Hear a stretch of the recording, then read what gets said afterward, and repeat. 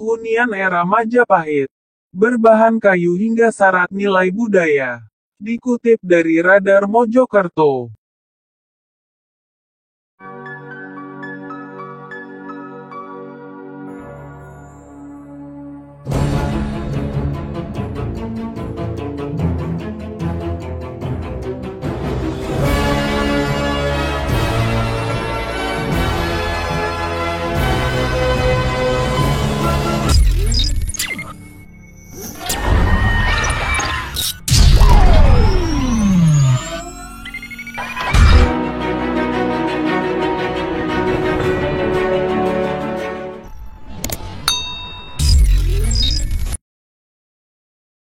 Hunian era Majapahit yang ada sekitar 700 tahun lalu. Rupanya sudah menerapkan nilai-nilai teknologi sederhana dalam bidang arsitektur.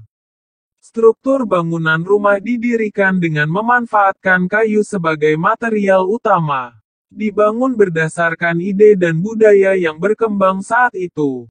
Membuat hunian jadi salah satu identitas kerajaan Majapahit. Bukti adanya bangunan rumah era Majapahit itu tertuang dalam berbagai sumber.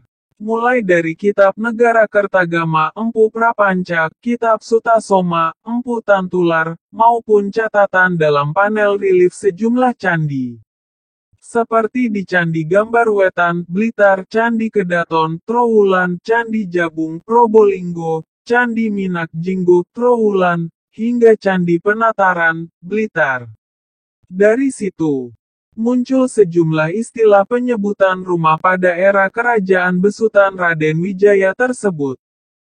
Yakni, rumah rakyat, graha, rumah pembesar, wisma, rumah dengan dinding bambu, mahanten, rumah di pegunungan beratap ijuk, yasa, balai pertemuan dengan dinding berhias hingga rangkang, rumah kecil untuk tempat pertemuan. Staf Balai Pelestarian Kebudayaan, BPK, Wilayah Sijatim Unit Pengelolaan Informasi Majapahit, PIM, Didik Hermawan menerangkan.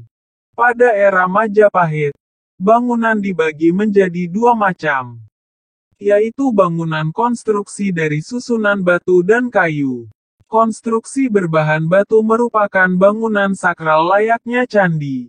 Sedangkan yang dari kayu, identik dengan bangunan profan seperti rumah. Struktur atap maupun dindingnya terbuat dari kayu, bambu, atau bahan sejenisnya. Untuk jenis kayu pastinya, ini yang masih dalam pengkajian lebih lanjut, ungkapnya.